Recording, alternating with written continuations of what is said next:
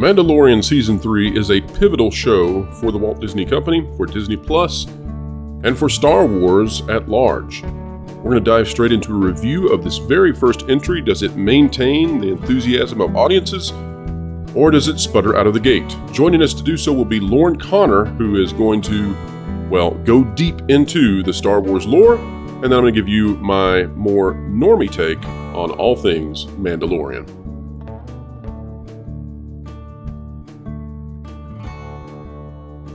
Howdy folks, it's Lorn from that Park Place. We're going to be doing something a little different for the Season 3 premiere of The Mandalorian. Pro wanted us both to record some videos so that we could get our thoughts and reactions down.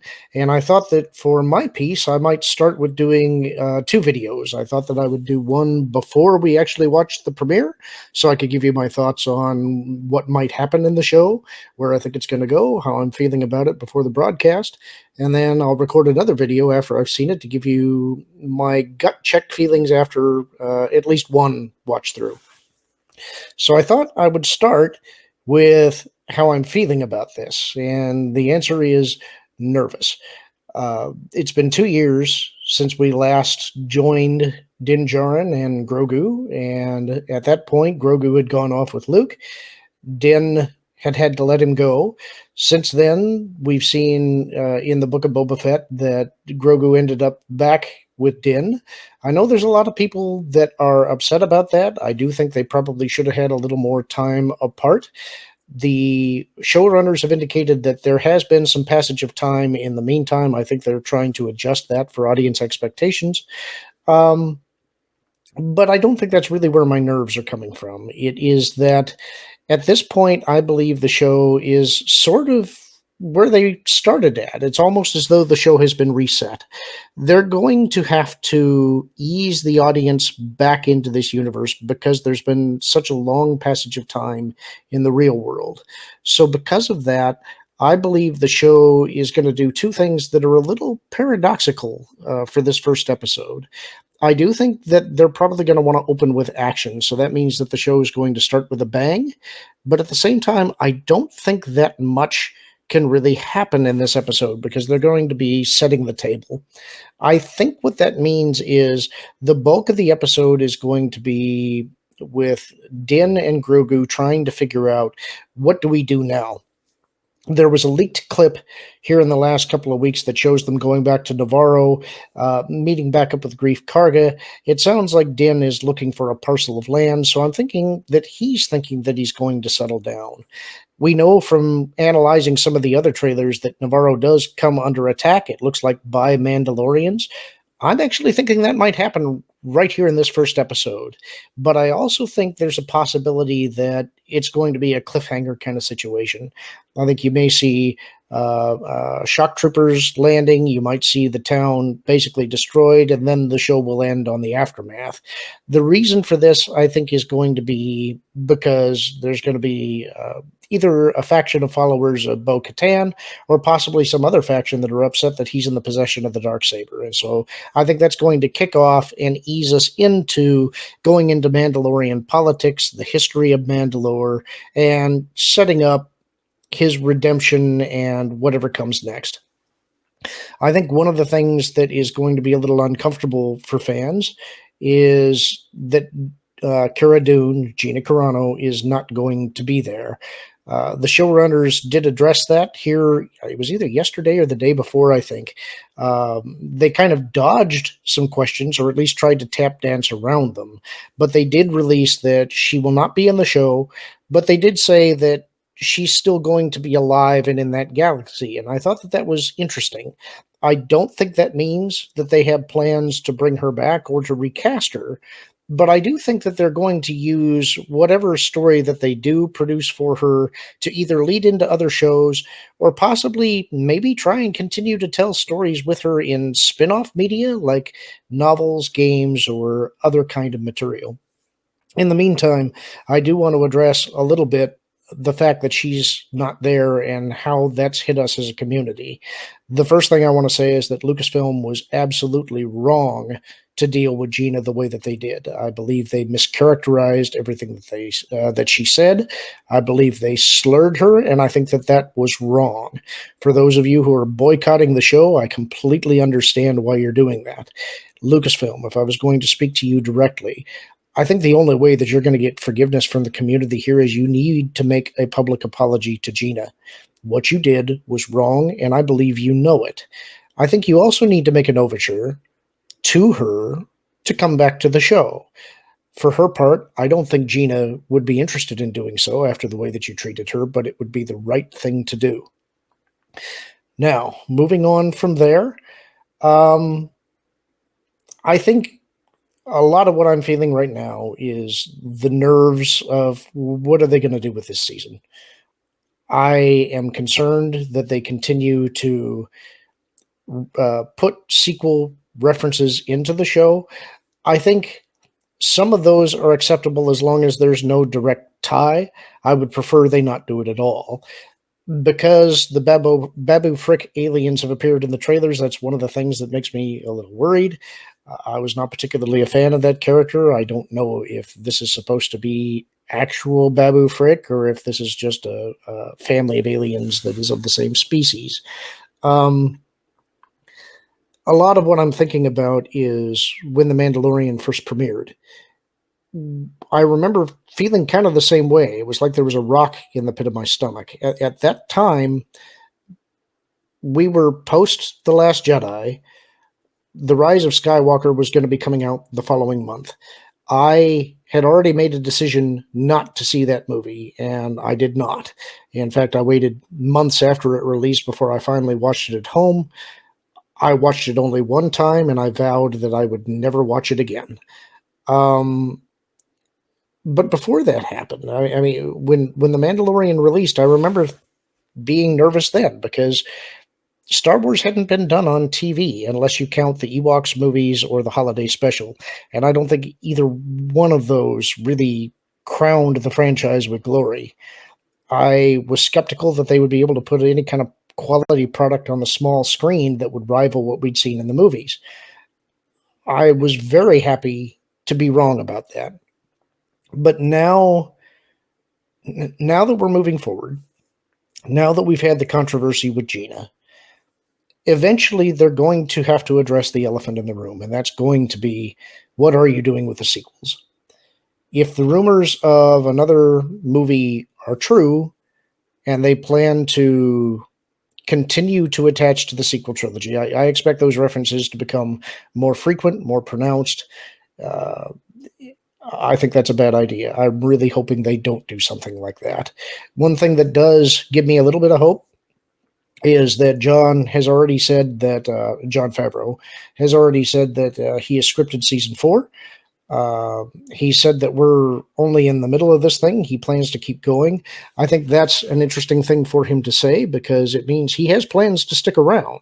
Now, part of the reason he may have already written season 4 is to avoid the writer's strikes that are on the horizon. Don't know if that's the case or if he's just maybe making plans for his own future. Either way, that may be one small ray of hope, but an awful lot is going to depend on how this season comes off. So I think that's probably where I'm going to end this video. I did get up at 4:30 this morning. I went and I worked my work day. The episode is going to be dropping at midnight, and so I think what I'm probably going to do is I'm going to go to bed early. I'm going to sleep until midnight. I'm going to get up and watch the episode, and then I'm going to try and record my reaction video. So at that point, I'm probably going to be a little disheveled. I'm sure I'm going to be a little blurry-eyed and possibly a little delirious. So if you guys could go a little easy on me, I'd appreciate it. Other than that, I hope that we get the kind of episode that we want to see. I hope you all enjoy it, and I certainly want to hear your thoughts. Let me know what you think after you guys have viewed the episode yourselves. Talk to you soon. Good morning. So I've had some time to think over the first episode of Season 3 of The Mandalorian.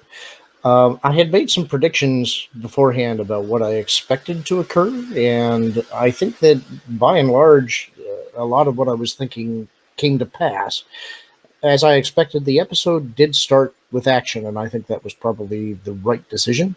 There was a great scene in the beginning with the initiation of a new Mandalorian into the covert. Got to see something that looked like a dragon turtle attack on a beach. It was dynamic. It was exciting. Had some great effects work. I think that was a lot of fun. We move on from there to Mando going to Navarro, as I expected, meeting back up with Grief Karga. The city has changed quite a bit, and I think this is how they are trying to communicate to the viewer that some time did pass between when Grogu went off with Luke and to the point we are now. I was a little surprised in the recap before the start of the episode, they did not show Grogu returning to Mando. I thought that was an interesting choice. I really thought that they would put that there for those users who may not have seen the Book of Boba Fett. They did cover it in dialogue, but I was surprised that they didn't do that in the recap. So a bit of a surprise there. Navarro has become much more prosperous, almost kind of a tourist destination, which was kind of funny. It is now becoming a major trade hub on the Hydean Way. Grief Karga is referring to himself now as the High Magistrate of Navarro, and he's making sure that nobody forgets it. There is a confrontation between Grief and some members of a pirate band who are taking exception to the fact that Grief is setting himself up as the local leader. Apparently, Grief previously had engaged the services of a pirate leader whose name I can't recall right now. I'll have to go back and watch the episode again to get it. There's a quick draw scene. Mando is brought along as muscle, but initially it looks like he's not going to be needed. Grief gets to pull himself, and that was a lot of fun. Mando does get in on the action a little bit, but it was nice to see that Grief can handle himself without Din Djarin to help him. The quest for atonement is really how this episode is starting off. Prior to going back to Navarro, Din did have a scene with the armorer where he restates his intention to visit the living waters beneath the mines of Mandalore to atone for his crime of removing his helmet. In support of that quest, he brought back a part of the glassed surface that he had obtained from some Jawas that had snippets of Mandalorian speech. This by way of trying to prove that the surface is not entirely poisoned and that perhaps he actually can visit Mandalore and return. He's going after leaving Navarro to try and continue on that quest. In doing so, the pirate band that they kind of embarrassed together ambushes him. It appears that they are in what I think are R-41 Star Chasers. That was kind of fun to see. My favorite part of this episode, though, was actually as he's dodging and weaving through the asteroid field, you get a bit of the feel of, I think it was episode 6 in season 1, the first episode where they introduced Bill Burr's character. If you remember when he was stalking all of his old bounty hunter friends on the Republic prison ship, you get a feeling of that with him flying in the asteroid field in his N1 Starfighter. He's just a stealthy predator and taking them apart. But the lieutenant of the main pirate king leads him to a confrontation with a large carrier. And this is more setup, more setting of the table for what I believe will come later on in the season. What I liked about this is it was sort of like an old school sci-fi drive-in moment where you have this pirate king revealed on the bridge of his big carrier ship. If you remember Galaxy Quest, I got a lot of vibes of the antagonist from that movie, again, whose name I can't recall, but it's this sort of a drive-in movie style alien, big, heavy, and it would have been right at home with any kind of a 50 sci-fi serial, and it made me laugh. That's part of what the roots of Star Wars is, and I was happy to see that. I'm sure that's also going to come in later. We're going to definitely see that Pirate King is going to levy some reprisals on Navarro for being embarrassed when Mando escapes. I'm sure that's why we're going to see Navarro in pretty bad shape later in the season. Something I forgot to mention is that part of what Mando is trying to do is resurrect IG-11, which came as a bit of a surprise. They had integrated the portion of the chassis that remained of IG-11 into a statue in the main town square. Greef doesn't believe that he's reparable, but Mando tries. He does manage to get him started. All that's really left is a main part of his torso, his head, and I'm not sure if he had both arms or if it was just one arm.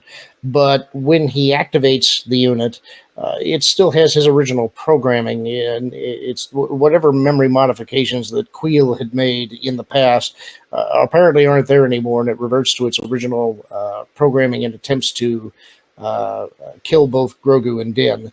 There's a funny little moment where they knock over a bust of Greef Karga onto him to deactivate him. They take him to that clan of aliens that look like Babu Frick. I didn't have the closed captioning on, so I don't know for sure if that was Babu Frick or if it's just a number of similar aliens, if they're all just droid specialists. But they determined that they can't fix him. They need a new memory chip. So this is going to be, I guess, the quest of the week part of the thing. He needs to find a new memory chip so he can get IG-11 reactivated. That's kind of an aside. I apologize for bouncing around for the plot of this episode. I'm just talking about things as I remember them. Anyway, back to when Mando and Grogu escaped from the pirates. He then travels to another Mandalorian moon where there is a Mandalorian castle. And there he goes and finds Bo-Katan. I was a little surprised to see her so early. I was also surprised she was on speaking terms with Din at all. Barely, though. She is putting on a pretty big sulk about the fact that he still carries the Darksaber. Those who followed her have abandoned her. They're acting as mercenaries throughout the galaxy. She's bitter. She no longer really wants to retake Mandalore, but he's indicated that that's where he's going. And I suspect that there's going to be issues between them here in the near future. As a first episode of the new season, I think it did well in kind of resetting the table for viewers who had been away for a while. That's kind of what I expected they had to do with this episode. As I expected, not a lot of great import happened in this episode individually. There's fun scenes. There is setting up the overall arc of what I believe this season is going to be about. And you're setting up some additional antagonists, which is always good. But this episode was just about setting the table for what will be coming later in the season. I think it did its job there well. There's one final point that I want to make here, and that is addressing the lack of Cara Dune. That was mentioned in the episode right up front when Mando was on Navarro talking to Greef. Greef tries to recruit Mando as the new Marshal of Navarro, and he asks, well, where is she? And according to Greef, after Moff Gideon was brought into custody in the New Republic, they recruited her. And so she's off working for the New Republic right now. And that's probably alluding to the Rangers of the New Republic series. There are some rumors that perhaps they're trying to revive that. I'm curious to see if they do. Those rumors seem to indicate that Cara wouldn't be involved, but I do think that a Rangers series would be a good thing. I think there's lots that you could do with that. Even so, before they had that conversation, what I was thinking is, man, I sure wish that Cara was here. It feels like this city needs a marshal. And so there's a big hole there, and her lack of presence in the show is felt. I think that they were wise to try and address that right at the very beginning. but it's still something that dampens my enthusiasm for the show a little bit. So at the end of it, how do I feel about it? Well, I enjoyed the episode, but I also didn't feel quite as excited about what comes to follow as much as I have been before. Some of that may just be I haven't been fully hooked yet. I suspect that might change as we get more into additional Mandalorian politics and what's going on with the Darksaber. I was happy to see that we started off with Mandalorians and an initiation ceremony. It was good to see the armorer again. It was really cool to see her forging a helmet for that initiation ceremony. I'm sure that's forecasting what will happen with Grogu in the future. I guess we'll see how they further set the hooks in next week's episode. But I'm curious to see what Pro thinks. I want to know what you guys thought of it. Did you enjoy it? Did it bring back some of the feelings that you had for previous episodes? Or are you feeling a little dampened in enthusiasm? Let me know what you have to say. Look forward to talking to you all about it soon.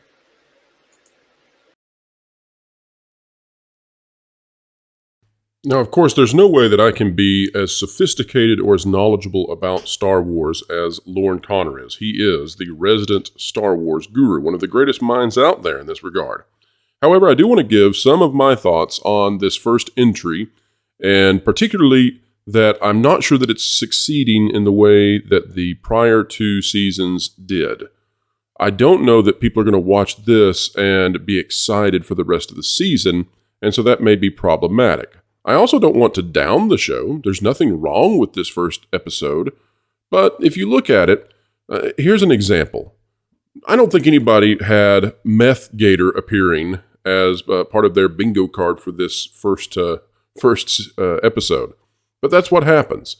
And so we were joking not too long ago, I think on Valiant Renegade's show, about the movie that's out, all about a bear that has a certain addiction.